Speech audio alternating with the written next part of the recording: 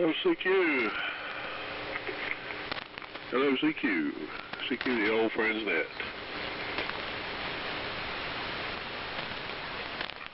Time for the Thursday edition of the Old Friends Get Together. This is W4MEC net control for today. The Old Friends Net meets 3 times a week, Tuesdays and Thursdays at 8 a.m. on this frequency, 3715 kilocycles, and Sundays at 6 p.m. Old Friends Net is carried out in the Amplitude Modulation mode only, and while we do focus on vintage gears, anybody that's got any rig that will generate AM is welcome to join. It's also carried out in the roundtable fashion. I'll take check-ins a couple times through the net and get everybody a chair at the table. And if you got anything to sell or something you might be looking for, a rig or a bit or piece, and this is another spot that you can ask around and maybe we've got what you're looking for. So for those wishing to participate in today's net, please give W4MEC a call. Come in. Good morning, Charlie, WA4LLR. WB4ARK. KZ4 Bravo. WB4NKL. K3OS.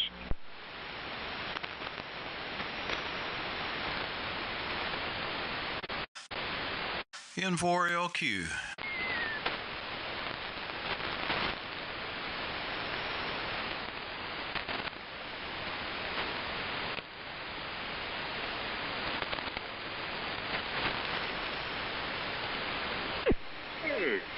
Okay, so far we've got Dave, WA4LLR, Buddy, WB4LK, John, KZ4B, Cliff, WB4NKL, Gary, K3OS, and Steve, N4LQ.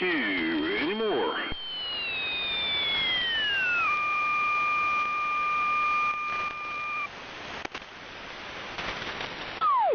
All right, maybe they'll wake up as we go along.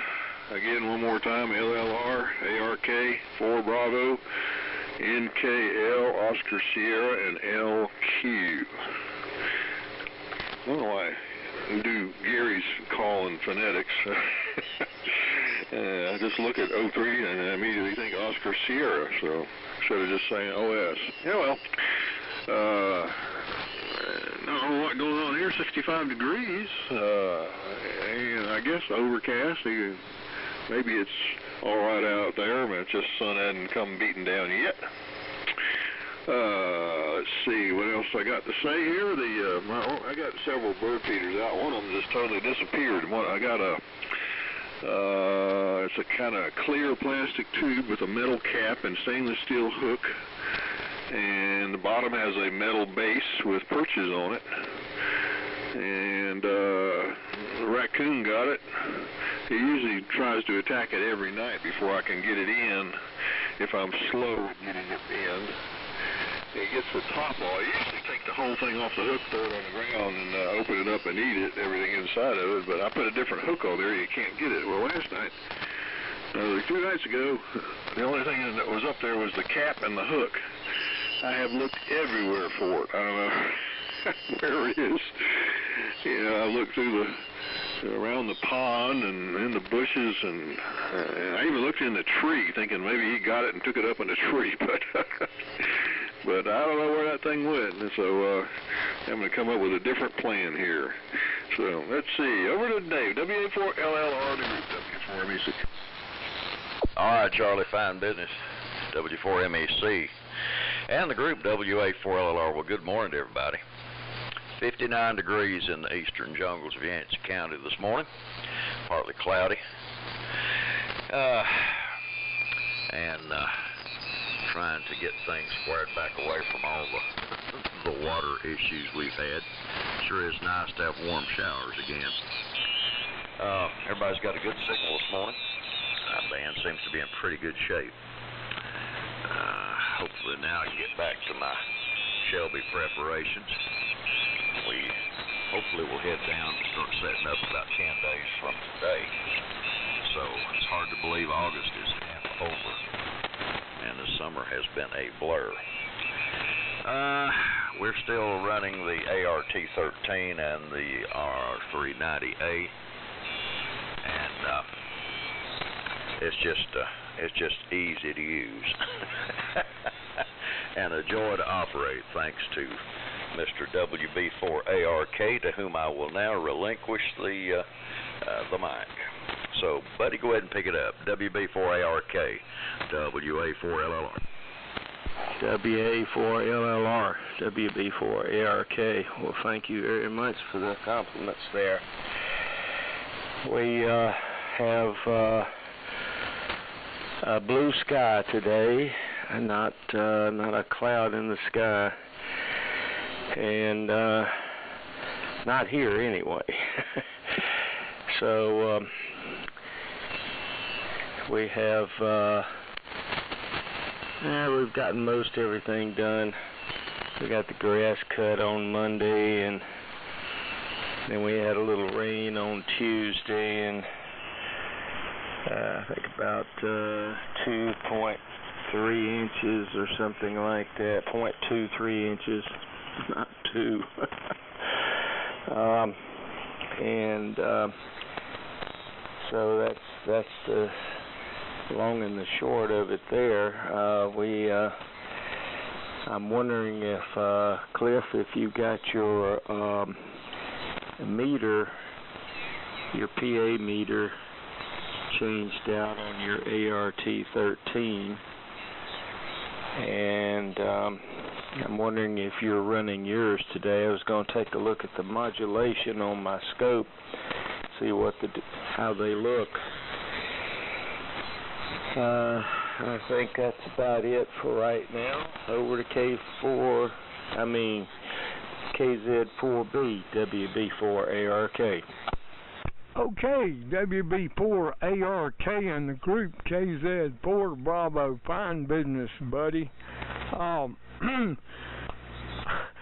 cut my grass last Friday, and yesterday, Wednesday, I had to cut it again, and I almost needed a bush hog. It has really, we've had a lot of rain, and careful what you wish for. I always wanted a nice lawn, and now it's about overwhelming. Shifting gears, this is the Old Friends Net. Discussing politics and religion has the potential to be disruptive to friendships in the eyes of many. Rather than respectively sharing opinions, some people just come off the rails. I would like to genuinely compliment Buddy for having the guts to express his true feelings about Donald Trump during the Tuesday morning schedule. I prefer straight shooters. I did not agree with any of his views, but that is not the point. As a patriotic American, I respect Buddy's constitutional right to have, and most importantly, to express his views, guaranteed with my life. I also respect Buddy's considerable technical skills and value his friendship if the feeling is mutual. As I also have guts, I would like to say that in my opinion, Trump is the greatest, most selfless, most patriotic, smartest president in my lifetime. It's like George Washington reincarnated. Nobody's perfect, but for God's sake, genuinely evaluate the embarrassing, corrupt alternative. Note that I learn by listening to alternative views, not by running my overworked mouth. Opinion-wise, whether we like it or not, as true Americans, we all have the right to be wrong in the eyes of others. So, it's time to send it on over to Cliff. WB4NKL and the group KZ4 Bravo, over. Yeah, KZ4B, it's WB4NKL. Okay, John. I'm not going to get into it. Everybody, yeah, I'm with you. Everybody has got their own opinions.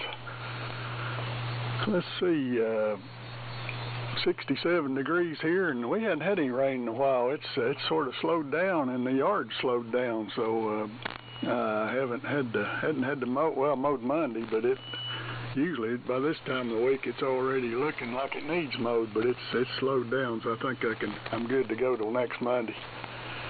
And they keep on pushing off the rain. They were calling it for it today, but I think they've got it all pushed on off till Sunday before we can see any significant rain here now.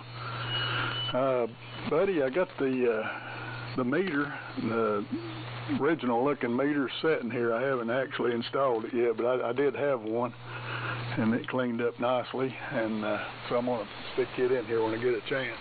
And I am running the ART13. I still haven't built me I'm going to build a little box with a variable capacitor, and I'm using fixed capacitors on the output here right now. But I've got to get around to building a little box to sit beside of it with a variable in it. Is the plan.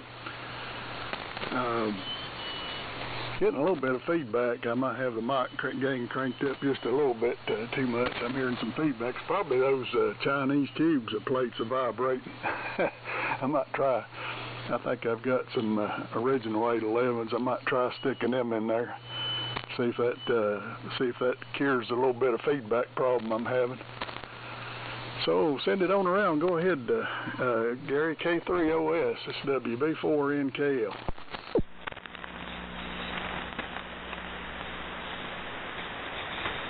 Oh, there it goes. Hope I get the switches thrown right. WB4NKL and the group K3OS. Morning, gentlemen. The sun is shining. 68 degrees. Beautiful morning here. And the lake is looking out here as I do in the morning. The lake is kind of like glass, and enjoying that as well. Not much going on here, and so I'm just going to pass it around and listen to the comments. Good, Steve. Good talking to you last night. N4LQ, K3OS. Okay, K3OS, N4LQ, Shelby, North Carolina. Enjoying the beautiful weather, 67 degrees, and just absolutely clear, cool, beautiful day, and so was yesterday. Let's see, we got a club meeting tonight at our local ham club in the Cleveland County Club. It's not the Shelby Club. The Shelby Club actually runs the Ham Fest, and we just go there. We have a table set up there usually, and so you can stop by and take a look at that. I guess there'll be some guys there from the club and at the Ham Fest.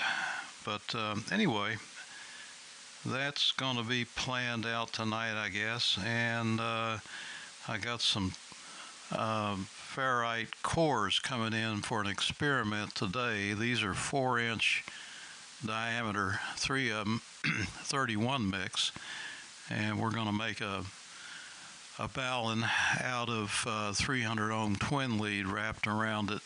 I've been doing some experimenting with it, talking to some other guys, and it's working out pretty good. So, and let's see, John, thank you for the elegant speech there. Waxing elephant. That was good. Enjoyed that. And I think it's pretty well true too. Over to Charlie, W4MEC and 4LQ. Okay, N4LQ is the group, W4MEC. The Old Friends group. Do we have any late check-ins that would like to join us? Come now.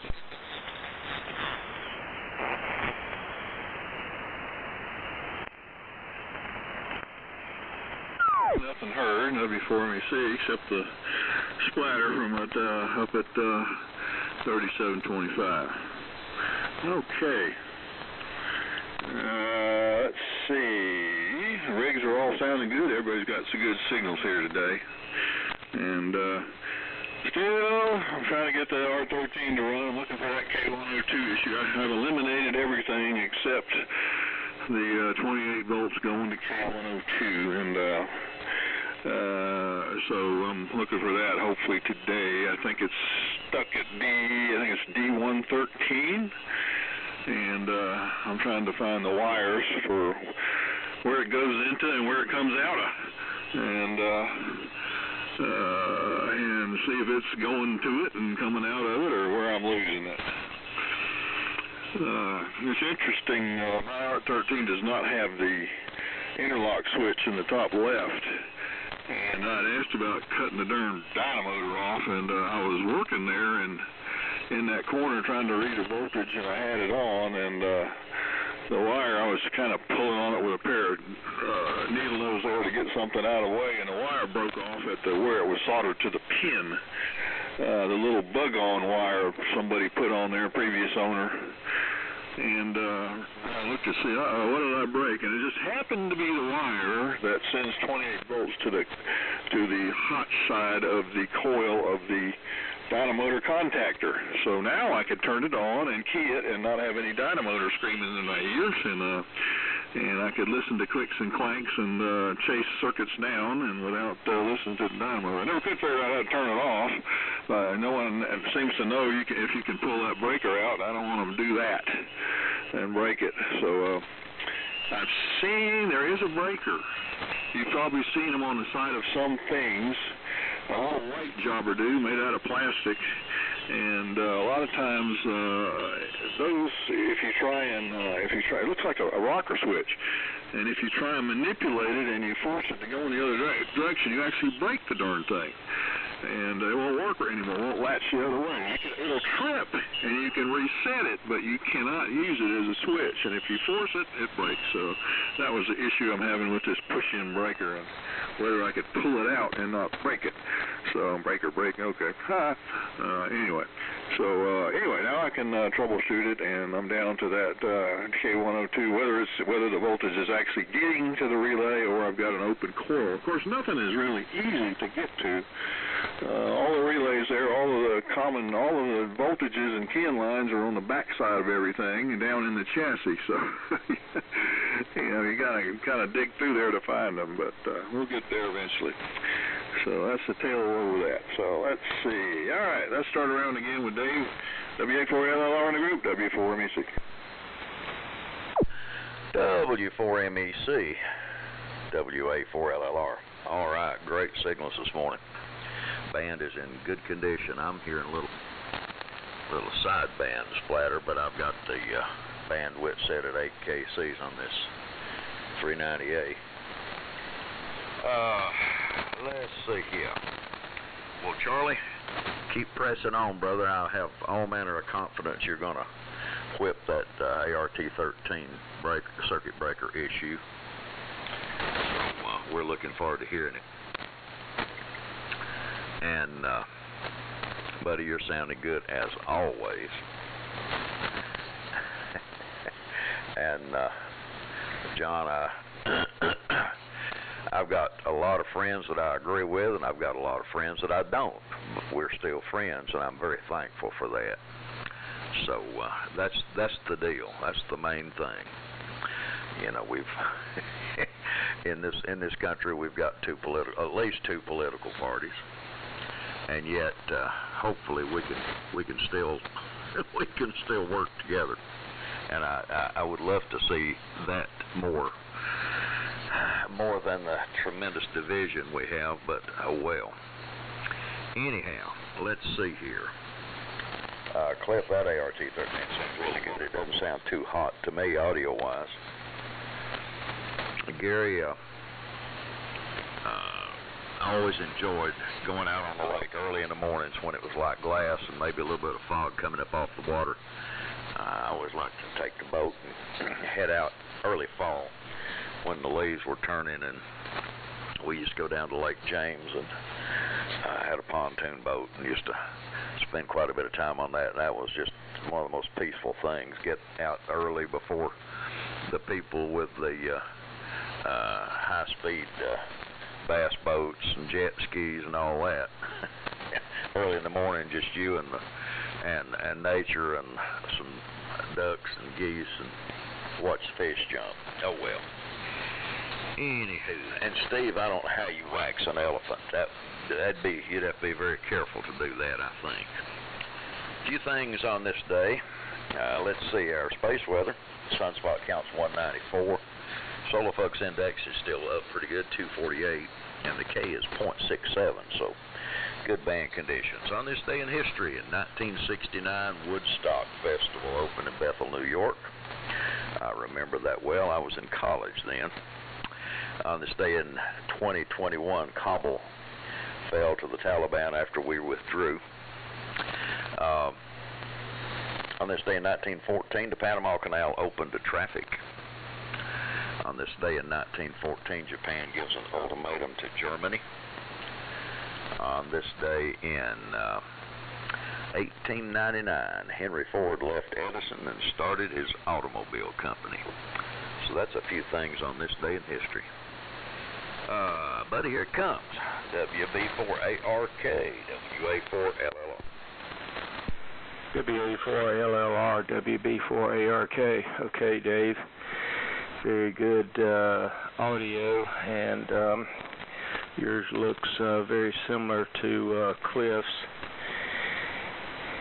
although they're not quite exactly the same. I think it has to do with the microphone, and maybe the distance and the propagation has a lot to do with how the signal looks on the IF,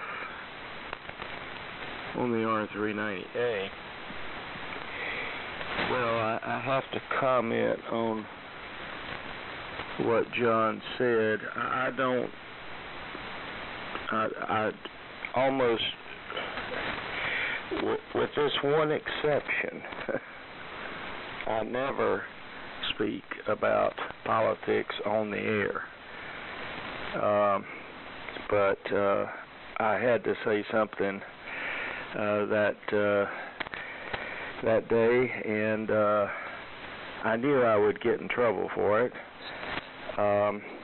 because almost every amateur I know is Republican, and so there's no need in even mentioning anything, so I just don't talk about it, and I think the FCC has written in their rules and regulations that it's not supposed to be discussed on the amateur frequencies. So, although many people do it, and they do other stuff too that's also forbidden in the amateur bylaws, you might say. Well, so that's that. Anyhow, regarding the Charlie, your problem, I am confused. Is your 28 volt supply working or not working? Is the ART13 partially working or not working? I'm confused as to what's going on. First of all, you started off with saying that you had a problem with your 28 volt supply. Now it seems that you're talking about components in the ART13, which was completely functional when it left my house. So if you have an issue, please address it. Maybe I can help you out with the ART13. So there we have it. KZ4B, WB4ARK. Okay, WB4ARK and the group KZ4B, fine business, buddy. Rest assured that you are not in trouble with me. again, I value as a friend, and I hope you feel the same way about me. We can rise above political BS. And although it's not BS depending on which side you're on, and we'll leave it there. By the way, buddy, you win the prize for the strongest signal today. There's a lot of QS Baker, so high highs and low lows, but you're hanging right in there. And there's a considerable amount of bleed over that I also hear from our SSB buddies above us.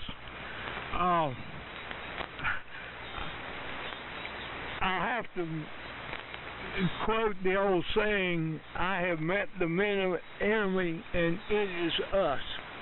I mentioned on Tuesday that I went to considerable trouble to liberate two 470 picofarad capacitors from some junk Tentec antenna tuners at some effort. And being the ungenius that I am, I failed to. They look similar to the tuner, the capacitors that were in my MT3000A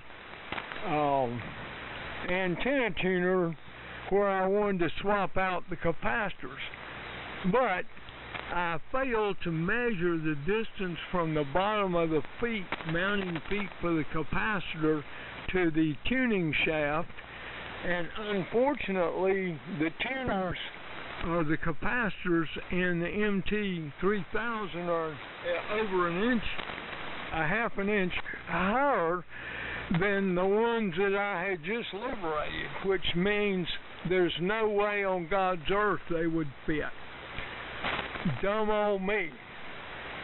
So I had to go to plan B, and I installed 200 picofarad shunt capacitors that I could switch in and out in order to increase the available capacity on both the transmitter and the antenna side from 240 picofarads max each to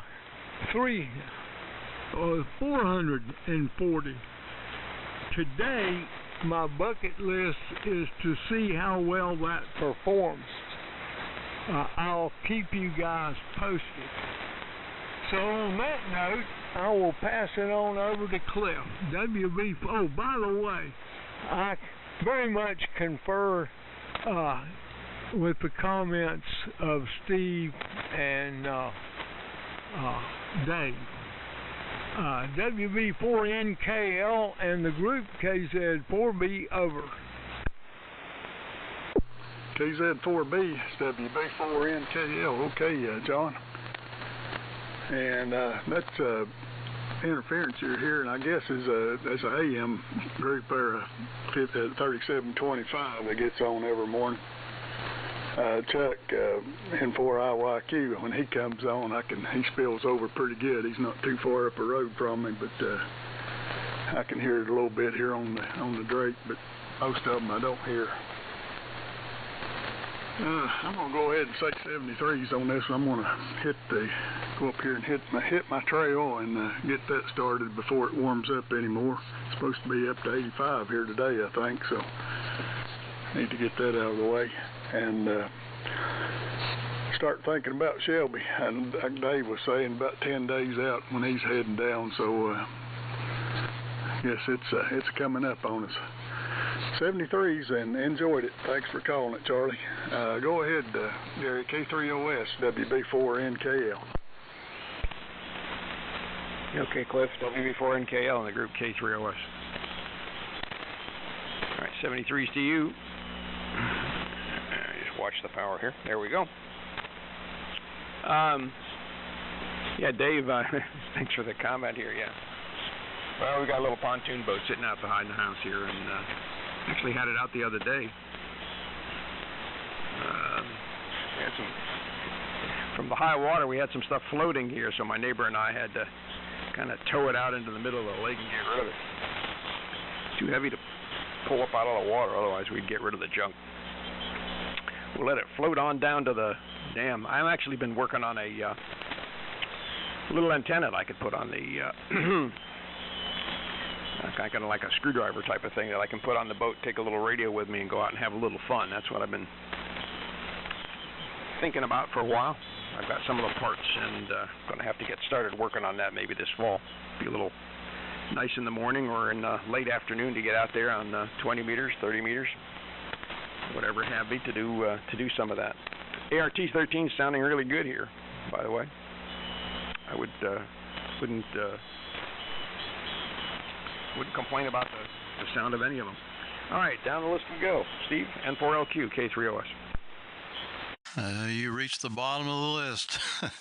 K3OS and the group N4LQ. Yeah, I'm on the SDR rig this morning, and I've got the receiver set for 8 kc bandwidth, so I'm listening 4 kc on either side of the carrier, and the AM group is up there on 3725, and normally 10 to 15 kcs wide, so you take half of that, and that's why it shows up in our passband.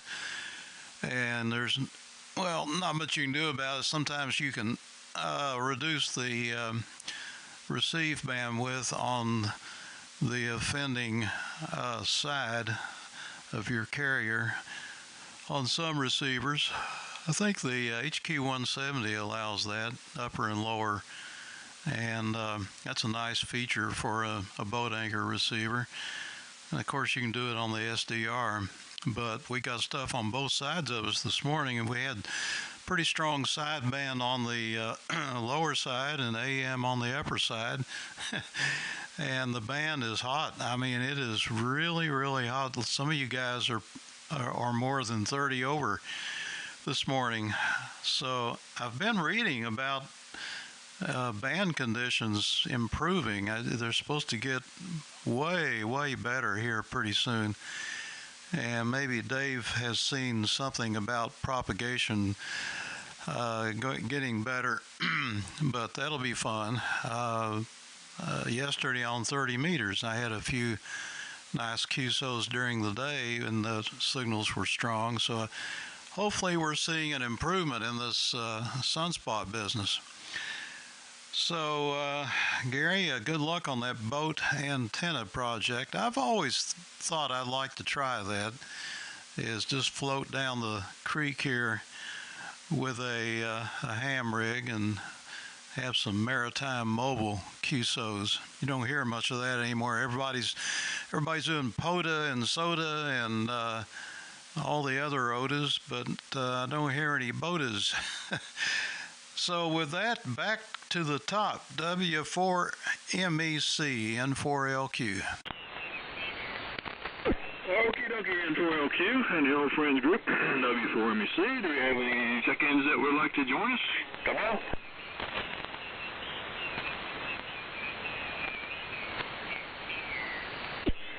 Alrighty, nothing heard. It's W4MEC and the old friends net. Real good. Let's see. I was just looking and reading that there was a huge solar flare yesterday at 2:40 in the morning, or was it tonight? Last night at 2:40 in the morning. Maybe it was the night before. I don't remember the story now. But it was over Europe, and they said it wiped everything out on IHF. But 2:40 in the morning here probably didn't affect too many people. So anyway, the ART-13. Well, I sent you a couple emails, buddy. I guess you don't check that account, but. What has occurred is I got it placed where I needed it placed. I hooked it up. I hooked it to my military surplus power supply, the big 50-amp jobber, and thought that would do it. And I had two of them. I got one from Brian that is being used up at the B-17, and I got another one from Carl that went through his fire and survived okay. It didn't really suffer any damage. And I checked it all out, and it seemed like it was working just fine. You know, it's kind of a complicated power supply. So I hooked it to the R13, turned it on, everything was working fine. As soon as I hit transmit, that baby shut down quicker than a heartbeat there. So, and tripped the breaker and, start current for the dynamotor. So I got out my other one, my original supply was 125 amp, and hooked it up, and now everything works fine. Yes, I have 28 volts. Everything comes on. I got filaments. Everything's working on the thing, except when I push to talk, I get no K102 action. So I've looked at things. I've cycled at low frequencies, wondering about that D113 contact, which is part of the adjustment, tuning, auto-tune. And I've chased it through there, eliminated everything. D13 is kind of buried inside there. And right now I'm getting ready to pull the plug on the K102 and make sure I've got ground and voltage getting to the coil. So it's not working. When I got it ready to go, it does not go to transmit. So not sure why. It does everything else, but doesn't transmit. And when I key it with the high voltage on, I do get resting plate current. So I don't know if it's supposed to have a resting plate current. I don't have any grid current. But the high voltage is getting to where it needs to be. So I don't know what else to say other than I'm trying to find out why K102 doesn't pull in. So, that's where it sits. And I took the bottom off last night to go poke around in there, look around for things and any wire that might have broke. And while I had that off, I took it out to the shop and banged it straight. It was all bent, the rails and the edges and things. So I straightened that out.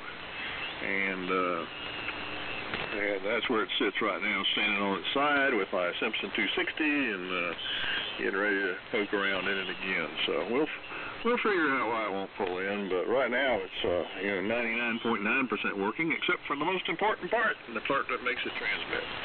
So anyway, let's see. What else I got here? Nothing really. I forgot what it was now. Oh well, guess it wasn't important. So we'll do a 73 round, and it's about coming up on 8:40. And I think if we're not all talked out, we can go around again. But I think we're pretty much talked out. And Cliff has checked out. Oh, I know what I want to say. That boat, that pontoon boat, Gary. Initially, I thought that it sounded like it just floated up to your property and was just sitting there, and no one came to claim it. So I was thinking the maritime rights of claiming a ship like that and calling it your own. So tying it up to your dock. I believe that's still a right of the sea, that if you come up on an abandoned vessel, you can claim the darn thing and claim it as yours. But maybe that's incorrect. So, what do you call it? Salvage rights. That's what I was trying to think of. Salvage rights. So, yep, it's on my property. It's mine now. So, WA4LLR in the group. W4MEC. All righty.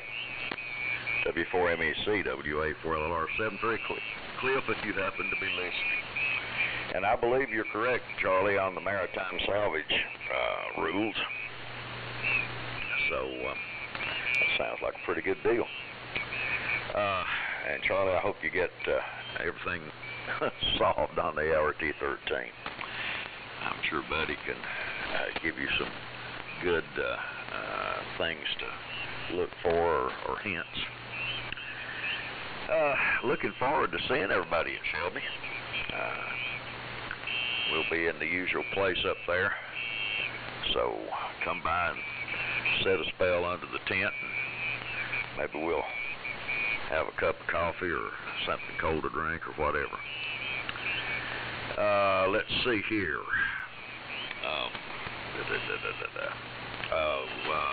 Gary, radio on the boat.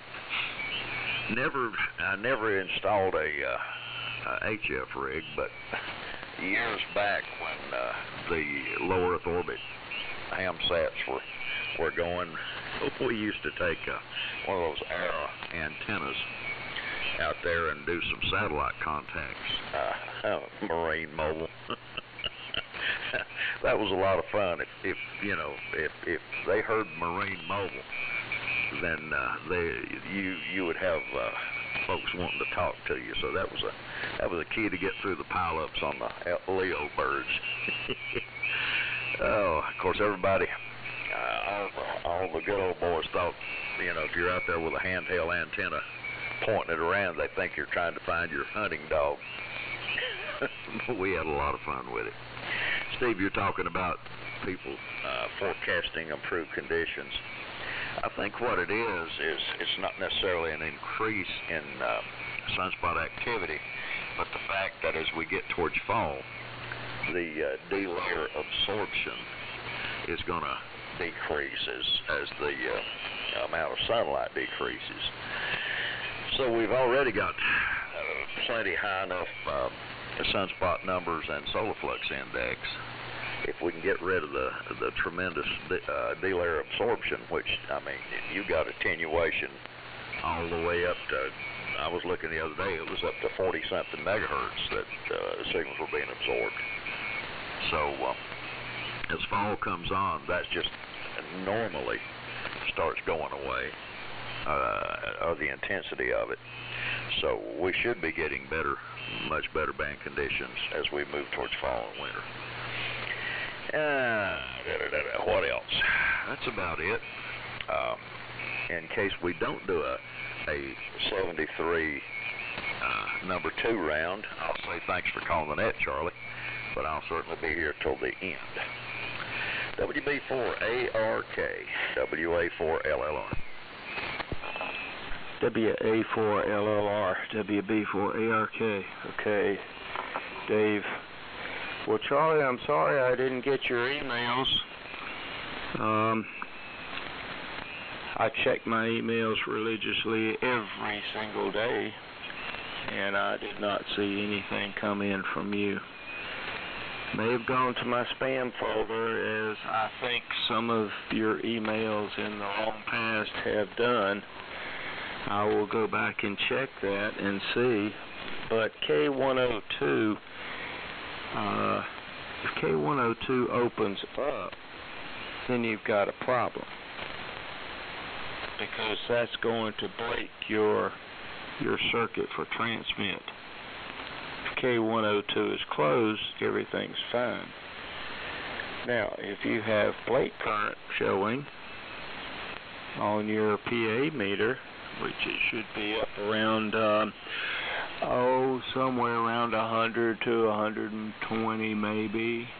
I forget exactly what yours was. Well, it depends on your dynamotor unit, because your resistor, dropping resistor for that circuit is in your dynamotor. So it depends on how that resistance was set.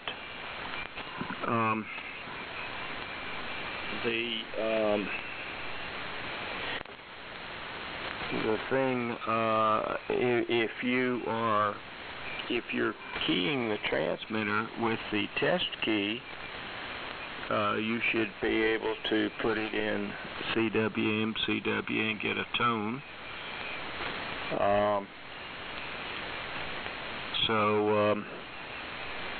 I wonder what if there's some other issues going on. And you say you don't get any grid current indication, any PA grid, which should read in the PA grid section on your meter. Well, that's an issue right there. You're not going to get any output until you get grid drive, period. So, well, if that's an issue, then I would try 3885. I would tune it into a dummy load first of all, and check and see if you have any output with a watt meter, and go to 3885. I forget, I marked on that, I think I gave you a chart of the frequencies that I set, and the channels that they were on. So I would check that and see what you get there. You've got to have grid drive. You're just not going to get anything. And as long as that thing has been sitting, it could be that maybe your grid resistors need to be touched up again, and that's a very tricky situation. You have to have the bottom off. I'm not sure what you were talking about, bending metal around. I don't remember there being anything bent out of shape on that bottom. So, first of all, you need to go to the manual and find the section on tuning it up. And those capacitors are fairly large in diameter. You've probably never seen any quite this big. But they have 3 tabs on the adjusting wafer, and they're usually pretty tight. So you want to kill the power, and you want to get them freed up. So, it's kind of tricky to do that. But you need a frequency indicator of some kind, a standalone type frequency counter with a small antenna, and you put it close to the tubes, the oscillator tube and the first and second multiplier tube, and you check your frequency, and you want it to be exactly what it says in the manual. So, and then you would go to the positions that are indicated in the checkout. That's what I would do first if you don't have any grid drive. So, whatever else I can do to help, I'll be glad to do it.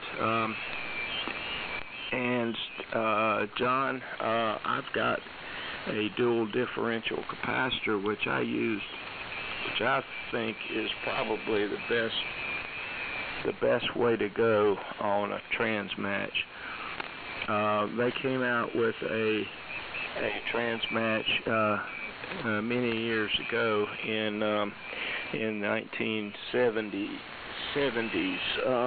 in the QST magazine, and is called the Ultimate. It actually was a switched coil, which I did not like, and I went to a roller inductor and got my problem solved. But the dual differential stands pretty high.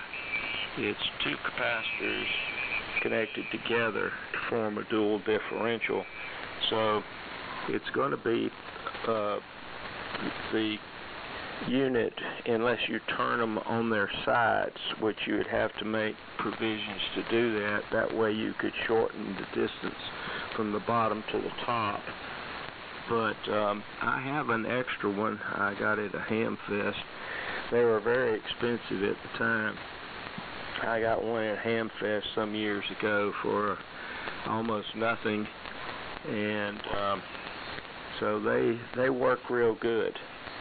And so that's the way my unit works, and it uses a Johnson capacitor on the output, which is, I think, somewhere in the neighborhood of 200 picofarad.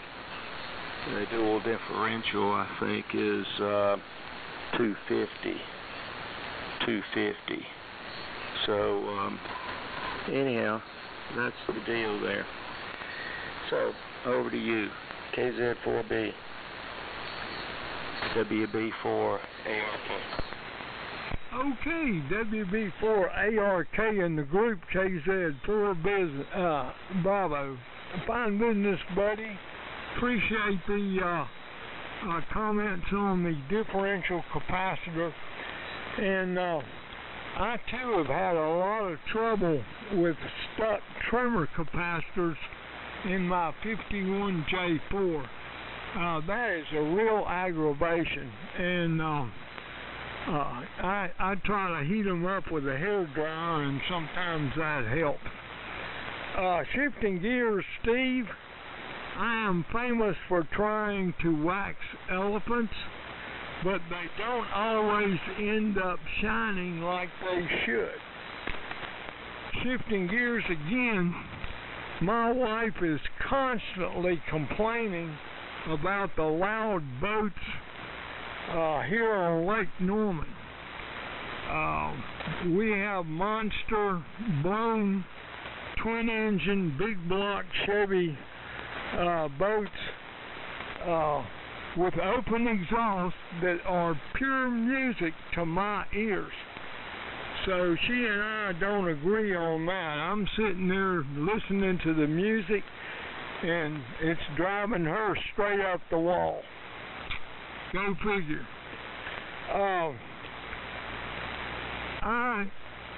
Gary, I'm shifting gears again. Gary, I liberated my 30-foot plus tall flagpole from a derelict Hobie Cat sailboat that floated up and beached on my shore. And it's a wonderful all-aluminum flagpole, but getting rid of the hull was an unbelievable aggravation. So sometimes a gift has catches, so to speak. And I'd hate to purchase a mask on a Hobie Cat, but it's cheaper than trying to get rid of the hull. And on that note, thanks for calling the net, Charlie. Hope everybody has a great week. And looking forward to some good weather so I can get out there and pick up all the limbs that I trimmed off the trees yesterday. They were in the way of my 160-meter dipole, or off-center fed dipole, and plus the wife was out there trimming stuff, so I'm going to spend half my day hauling stuff to the burn pile. 7-3's all. And let's see, Steve, I think it goes straight to you. N4LQ in the group, KZ4, be clear but listen. Thank you, Mr. Elephant Waxer. KZ4B, N4LQ. Well, for a while there, I thought maybe, just maybe, you were using a teleprompter, John. It was just too perfectly said, and I thought, that guy, he's got to be using a teleprompter.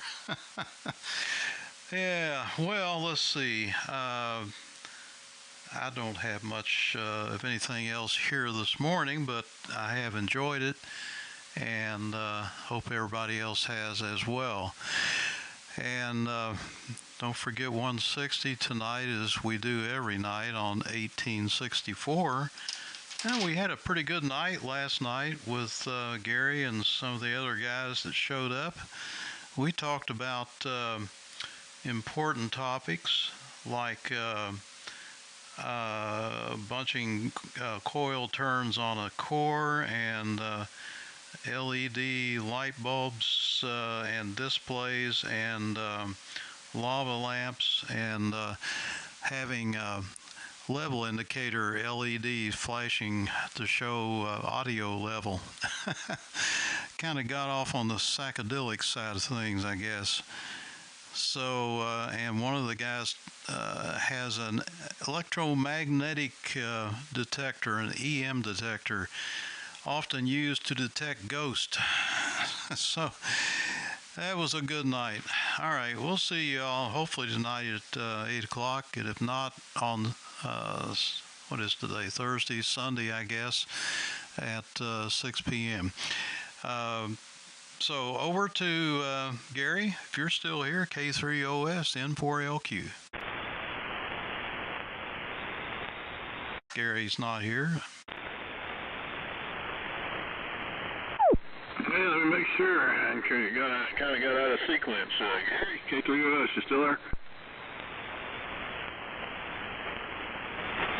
All right, I guess he dropped out. Something happened. W4MEC and the old friends net. Real good. All right, thanks for the info there, buddy. And yeah, until K102 does something, nothing's going to happen.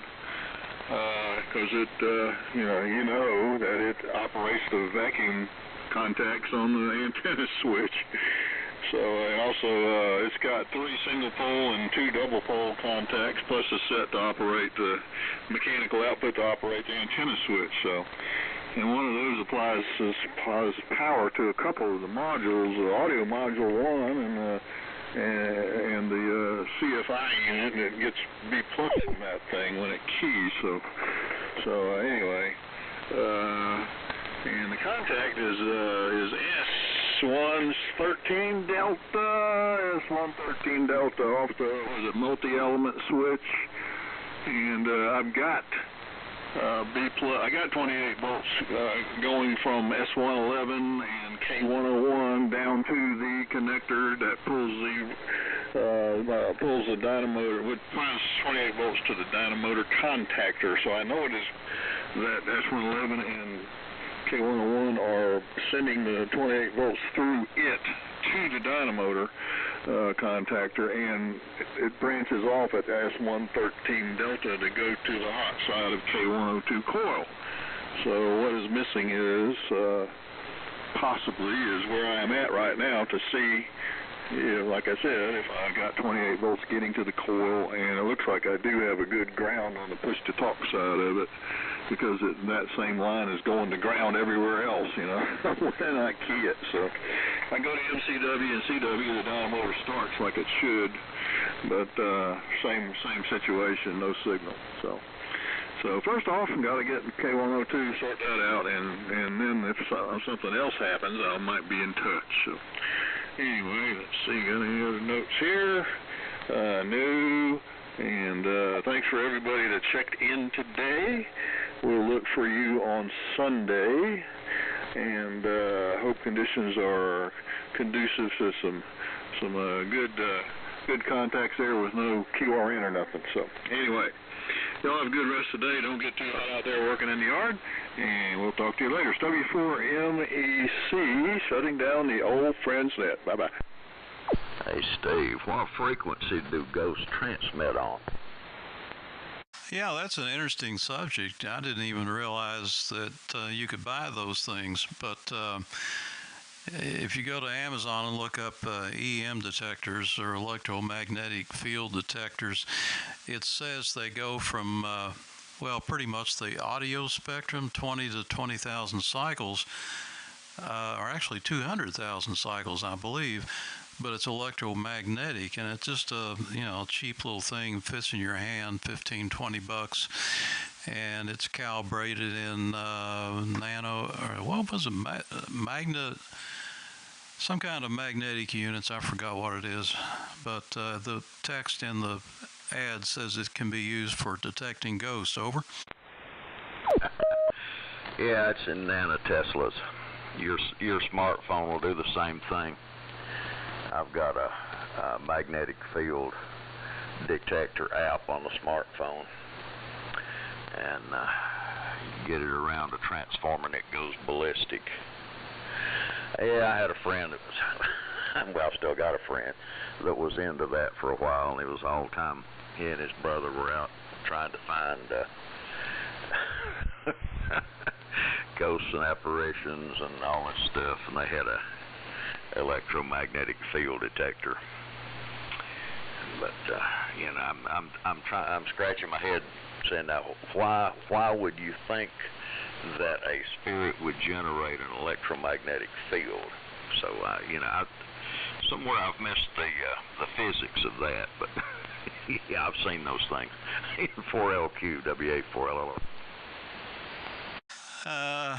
Yeah, to associate spirits and ghosts with magnetic fields, not really sure how they manage that because, well, I guess they're both invisible to us, but, I don't know. Don't know that much about it. I have to look that up in the Bible, see if there's anything about that magnetic field. I didn't know ghosts were ferromagnetic. Let's see. You'll probably find the reference, Steve, in Hezekiah chapter 3. Okay. I'll take a look at that.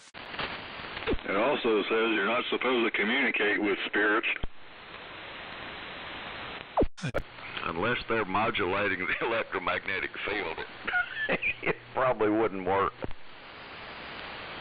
You got Ghostbusters to thank for all that. Plus, P.T. Barnum's observation many years ago, a sucker born every minute. Yeah, that's true. Oh, me. Well, on a serious note, there are spirits that we certainly do not want to affiliate with. Anyway, everybody have a good one. WA4LLR. W4MEC.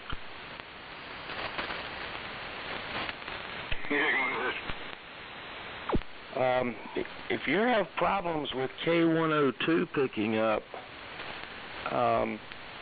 that is controlled by your voice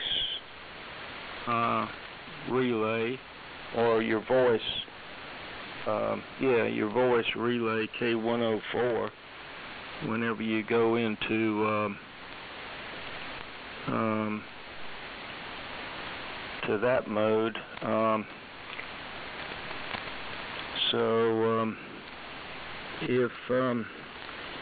if you don't have K102 picking up, I would suspect S113D, which is on your C control, and it has to be set exactly on the triangle. You might want